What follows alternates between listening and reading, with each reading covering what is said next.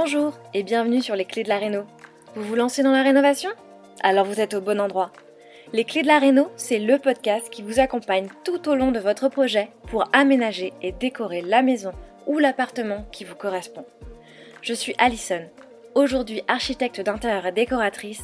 Je vous propose ici mes conseils et mes astuces pour transformer votre projet en un intérieur beau, chaleureux et fonctionnel dont vous serez fiers. Je suis passée par là. Je sais ce que c'est que de devoir gérer une rénovation en plus de son quotidien. C'est pas toujours une partie de plaisir, mais ça en vaut tellement la peine au bout du compte. Seul ou avec un invité, laissez-moi vous aider à simplifier les étapes, vous apporter les clés dont vous avez besoin pour que votre projet se passe au mieux. Imaginez, vous saurez enfin par où commencer et comment faire les bons choix. Retrouvez-moi aussi sur Instagram, c'est tout simplement les clés de la réno podcast pour encore plus de partage et de retour d'expérience. Allez, on y va ?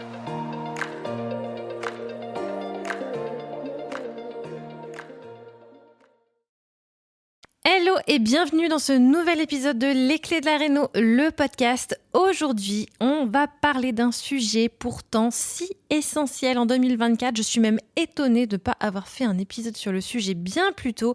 Comment rénover en respectant l'environnement ?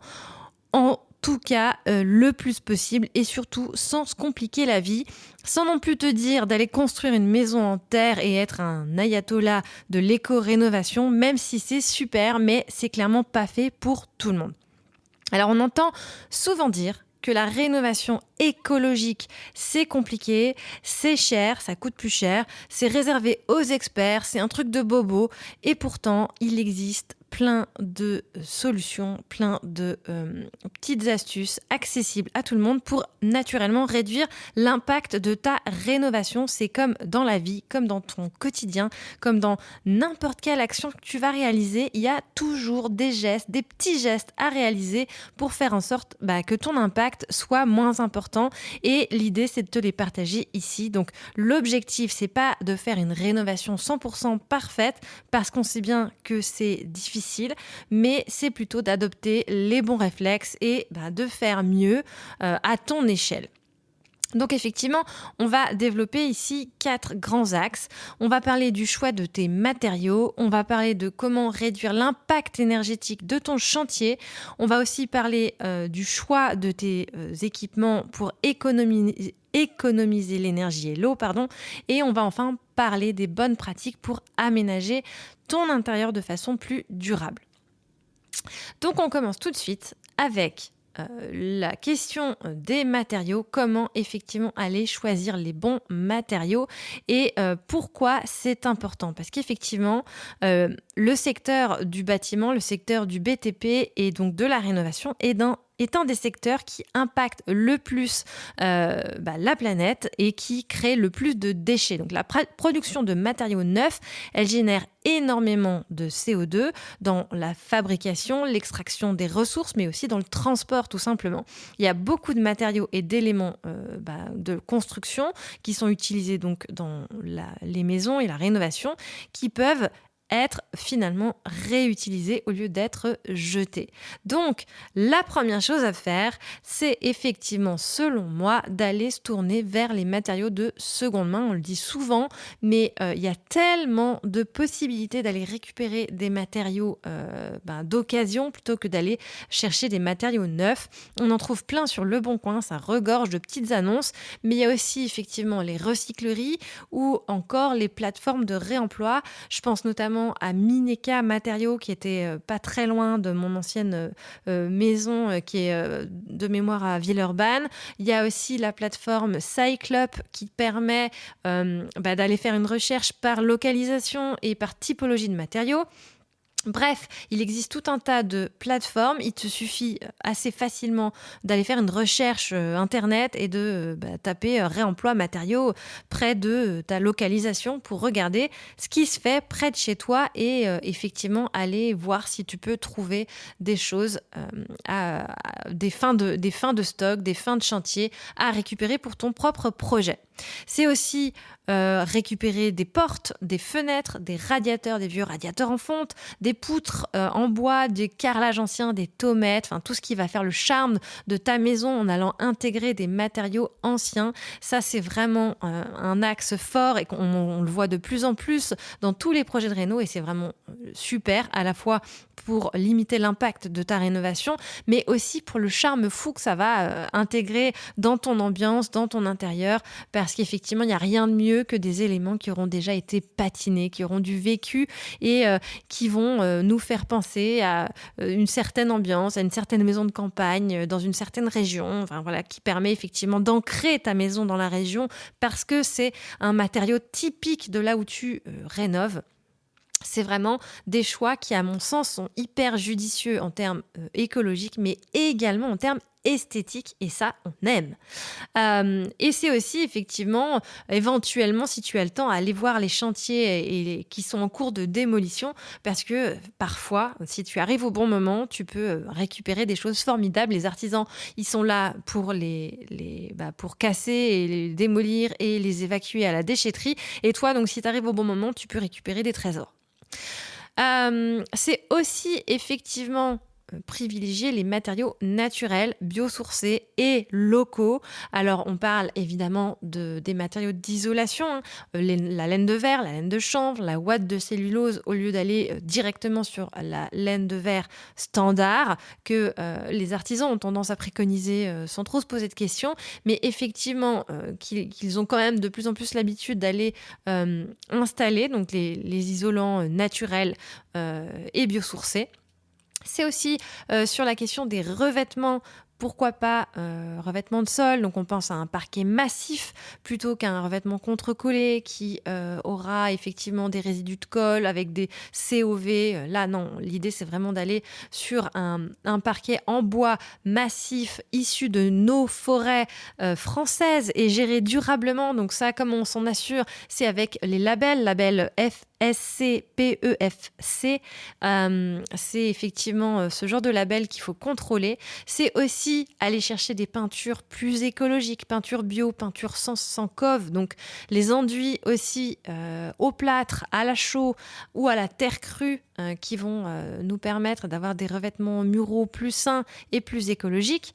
Ça me fait penser effectivement à la recette de la peinture suédoise qu'on voit revenir de plus en plus dans les rénovations. C'est cette peinture à base de farine, d'eau, de pigments et d'huile de lin, donc qui est complètement naturelle, faite avec des ingrédients standards, et qui est donc une recette typique de peinture utilisée dans les contrées nordiques, et donc qui pour le coup peut se faire à la maison en mode DIY, quoi, carrément. Donc fais une petite recherche, tu vas voir, c'est assez simple à faire et a priori, je ne l'ai jamais testé moi-même, mais c'est une peinture hyper résistante et qui peut effectivement faire son effet. On va maintenant regarder comment réduire l'impact énergétique de son chantier, parce qu'effectivement, un chantier, c'est hyper énergivore. Il y a les matériaux, effectivement, qui auront nécessité une énergie pour être fabriqués, mais il y a aussi leur transport, et puis il y a les déchets que ça va générer.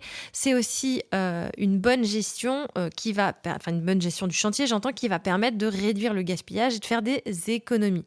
Donc, effectivement, pour moi, là, à mon sens, et c'est ce que j'essaye de faire dans tous mes projets clients et de plus en plus, et je le fais aussi naturellement pour ma propre rénovation, mais je le répète sans cesse, tu m'as sans doute entendu déjà le dire, c'est comment éviter la casse. Parce qu'effectivement, le meilleur déchet, c'est toujours celui qui n'existe pas. Donc, comment faire en sorte de limiter la casse au sens propre du terme ? Quand on rénove, comment est-ce qu'on peut imaginer conserver les choses existantes et ne pas remplacer sans se poser de questions ? L'idée, c'est vraiment de regarder l'existant et voir comment l'améliorer, comment le mettre au goût du jour, mais sans pour autant tout casser et tout changer. Parce que c'est ce qui va créer du déchet naturellement et c'est ce qui va donc nécessiter d'être remplacé par des nouveaux matériaux. Donc non seulement tu crées des déchets et en plus tu vas aller effectivement solliciter des énergies pour créer des nouveaux matériaux, les transporter jusqu'à chez toi, les installer, et matériaux qui seront à nouveau du déchet probablement dans des décennies quand d'autres viendront faire des nouveaux travaux. Donc, Le bon réflexe, c'est déjà d'éviter la casse et de voir si tu peux pas faire autrement. Parce que finalement, il y a toujours plusieurs solutions. Crois-moi, je le vois dans tous mes projets d'aménagement. Il y a toujours la solution de facilité où on casse et où on remonte une cloison. Et il y a celle où en fait, finalement, on imagine les choses autrement avec l'existant et on parvient quasiment à coup sûr à respecter tes besoins, tes envies, tes usages, ton mode de vie en réalisant quelques adaptations mais sans tout casser. Et ça me fait du coup penser effectivement à une situation que je viens de vivre avec ma rénovation. Euh, à l'étage se situent les 2 chambres de nos garçons qui sont adjacentes. Mais il se trouve que l'une est plus grande que l'autre, sur le papier en tout cas, quand on achète. Et nous, pour pas faire de jaloux, tout de suite on se dit, il faut qu'on casse la cloison entre les 2 chambres pour faire en sorte d'avoir une superficie identique. Surtout qu'en plus, l'une a une meilleure vue que l'autre, puisqu'il y en a une qui a la meilleure vue de la maison sur l'océan et l'autre qui a juste une vue sur le jardin, qui est quand même pas mal, mais qui n'a pas la vue sur l'océan. Et donc on se dit, effectivement, pour limiter les jalousies et puis aussi pour que chacun ait un espace confortable, on va effectivement casser la cloison entre les deux pour remonter une cloison pile poil au milieu et créer une superficie identique. Sans trop se poser de questions, on part sur cette chose, sur ce point de départ, sans se poser de questions. Et quand je me lance dans les plans, je me rends quand même assez rapidement compte que finalement, on va casser une cloison existante pour la déplacer de 20 cm.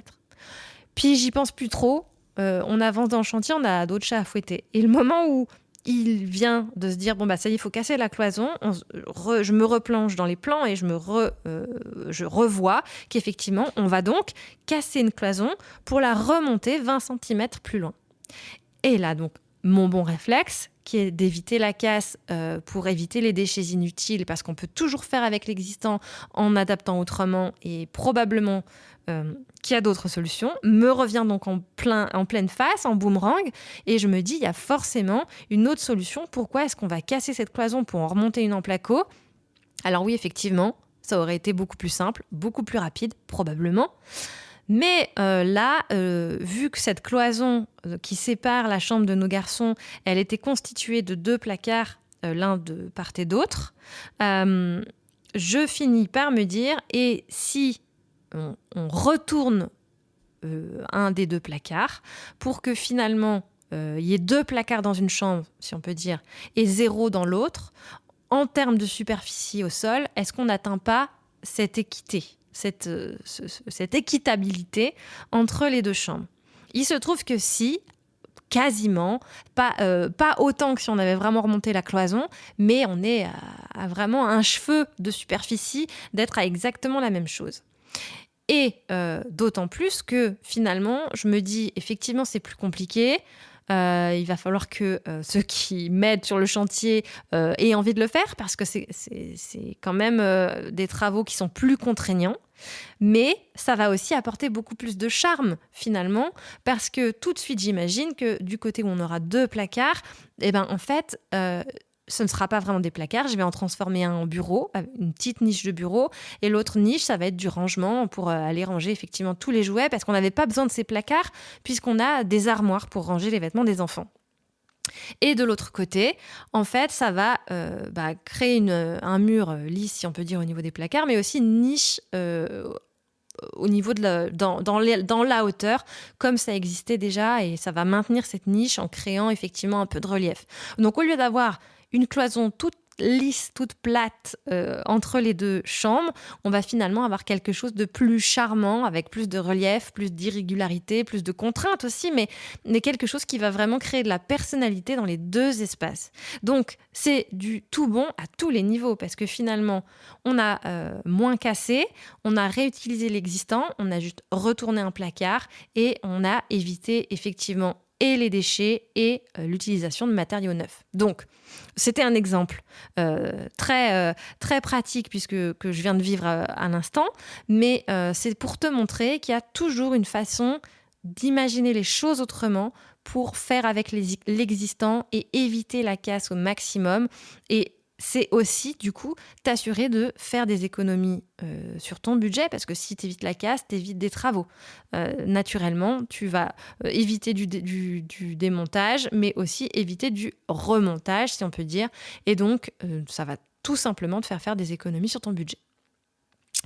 C'est aussi donc planifier précisément son projet pour éviter le gaspillage de matériaux, parce qu'effectivement, si tu sais exactement ce que tu as à faire, si tu connais exactement tes surfaces, que tu as un plan qui est réalisé correctement, dans lequel tu as pu effectivement anticiper tout ça, voir qui est aussi proche de la réalité, qui est fiable, tu pourras donc calculer tes besoins matériaux très précisément et donc éviter le gaspillage. Donc ça, c'est aussi important. C'est aussi trier les déchets, naturellement. Effectivement, l'intérêt, c'est d'aller valoriser tes matériaux de chantier, tes déchets de chantier auprès de plateformes éventuellement spécialisées. Alors, il y a la déchetterie d'à côté, naturellement, mais tu peux aussi trouver des déchetteries spécialisées qui vont revaloriser les gravats ou revaloriser les métaux comme le cuivre, ce qui te permettra aussi d'en tirer un petit bonus au niveau du budget. Et c'est aussi louer plutôt que d'acheter des outils que tu ne vas utiliser qu'une seule fois, évidemment. Et bien le réflexe d'aller louer du matériel. Même sur le Bon Coin, tu trouves des annonces pour louer à des particuliers pour une journée ou 2 journées du matériel qui est juste à côté de chez toi. C'est aussi, pendant donc ton chantier, optimiser la consommation d'énergie, éviter de chauffer un chantier, surtout quand il est vide et surtout quand il n'est pas encore isolé. Donc effectivement, on isole d'abord et ensuite on chauffe, ou on installe le chauffage. Parce qu'effectivement, sur un chantier bien organisé, les gravats, on les réutilise pour faire le remblai.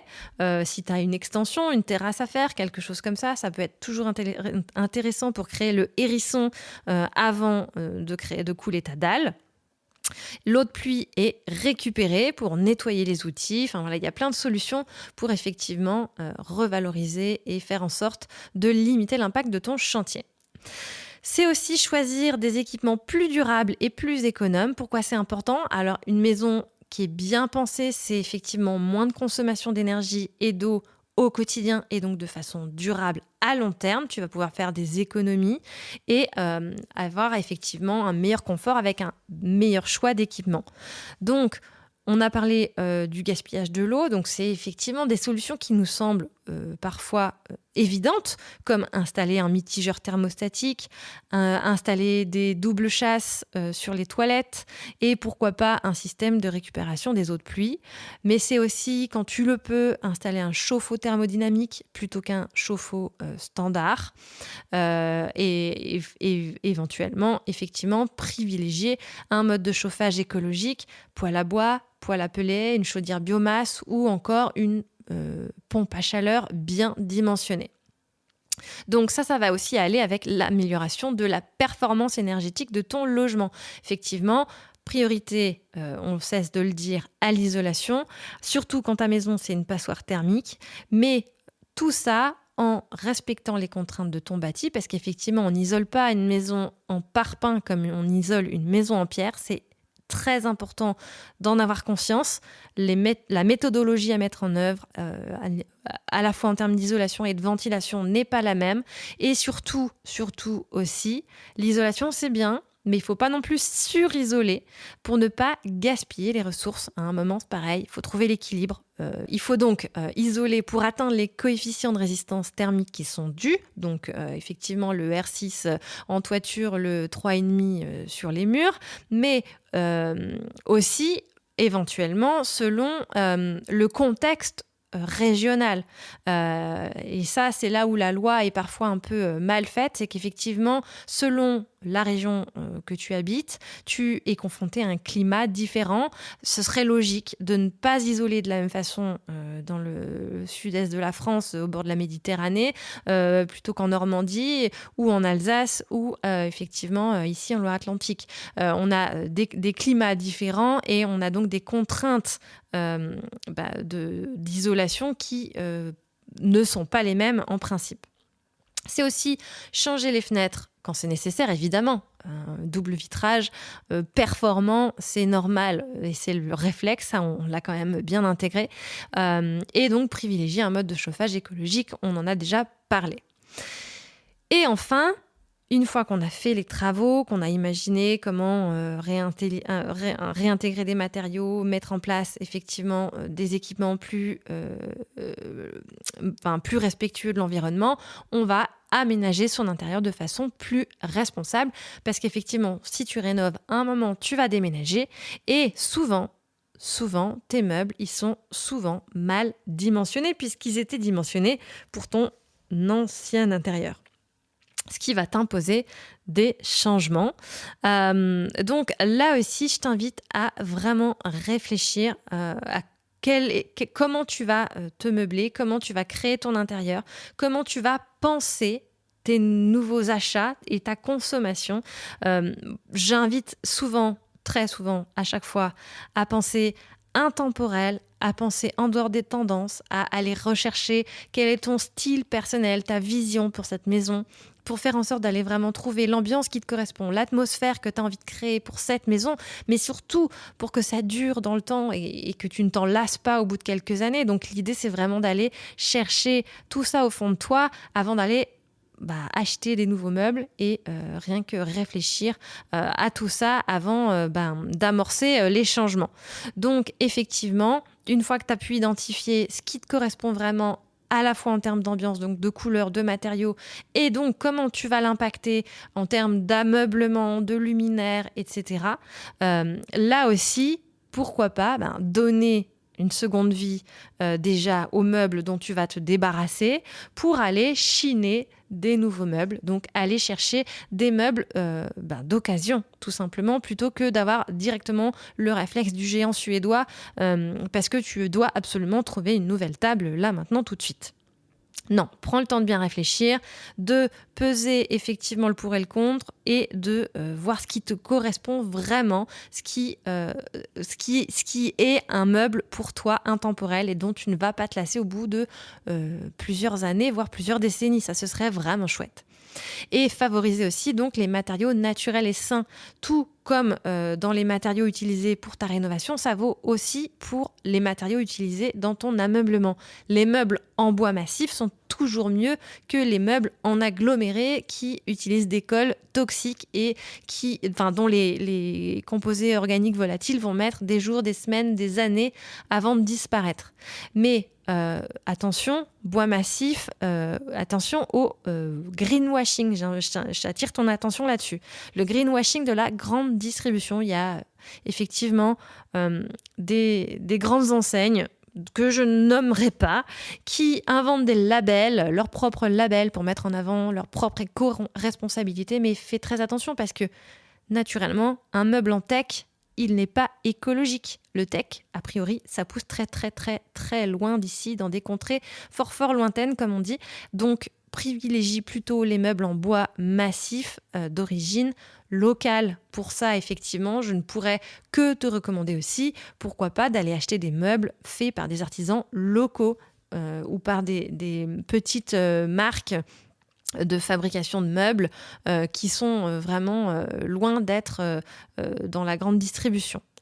Je t'invite aussi effectivement à privilégier les tissus naturels plutôt que les tissus synthétiques pour tes rideaux, tes canapés. Donc plutôt aller sur des revêtements en lin, en chanvre, en coton biologique.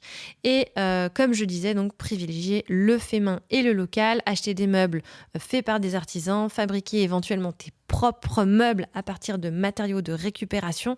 On en a parlé effectivement pour ta rénovation, mais tu peux aussi l'appliquer à tes meubles vasques, fabriquer ta table basse. Enfin voilà, il y a toutes sortes de possibilités. Il faut effectivement juste laisser libre cours à ta créativité et c'est ça aussi qui est chouette avec la rénovation, c'est que c'est l'opportunité d'aller exprimer ta personnalité à travers ton intérieur. Et ça, c'est vraiment, vraiment super chouette. Donc, si on récapitule effectivement comment avoir une rénovation plus écologiques. On va favoriser le réemploi, les matériaux biosourcés pour limiter l'empreinte carbone de ton projet. On va aller optimiser ton chantier en limitant les déchets, donc en limitant la casse et en essayant de limiter les consommations d'énergie. On va effectivement opter pour des équipements durables qui vont économiser l'eau et l'énergie au quotidien et à long terme. Et enfin, on va effectivement aller sur un aménagement intérieur éco-responsable pour un cadre de vie plus sain. Donc pas besoin de tout changer du jour au lendemain, pas besoin d'aller te créer ta cabane en paille et en enduit de terre. Chaque petit geste compte évidemment. L'idée, c'est vraiment d'adopter des réflexes simples et de faire des choix plus éclairés. Donc partage-moi tes astuces, tes avis, ton avis sur Instagram suite à cet épisode. Si tu veux aller plus loin dans ton projet, si tu veux retrouver tout un tas de conseils pour rénover avec des matériaux anciens, je ne peux que te recommander le livre d'Alexandra Sliosberg, Belette Petite sur Instagram. C'est vraiment une pépite. Je te mets le lien en description. J'en ai déjà parlé plusieurs fois sur mon compte Instagram, mais je n'hésite pas donc à le repartager ici parce que c'est vraiment un super livre quand on souhaite se lancer dans la rénovation. Et donc justement, si tu veux être accompagné dans ton projet à chaque étape pour éviter les pièges, optimiser ton budget et créer la maison de tes rêves, je t'invite à réserver un appel clarté avec moi parce que cet appel, il est gratuit, il est là pour t'aider. C'est vraiment l'occasion d'éclaircir tes besoins, d'identifier tes difficultés et de voir concrètement comment tu peux avancer et si je peux éventuellement t'aider à le réaliser. Tu trouveras le lien en description de cet épisode et tu peux aussi m'écrire sur Instagram. Je te remercie de ton écoute et je te dis à très bientôt. Si vous avez écouté jusqu'ici, c'est probablement que l'épisode vous a plu. Alors n'hésitez pas à en parler autour de vous, amis, famille, tous ceux qui rénovent sont les bienvenus. Vous pouvez aussi évidemment laisser un commentaire sur Apple Podcast ou une note 5 étoiles sur Spotify. Et si vous souhaitez être informé des prochains épisodes, n'hésitez pas à vous inscrire à la newsletter ou à me suivre sur Instagram. Le podcast, c'est fini pour aujourd'hui, mais je vous dis à très vite pour un nouvel épisode.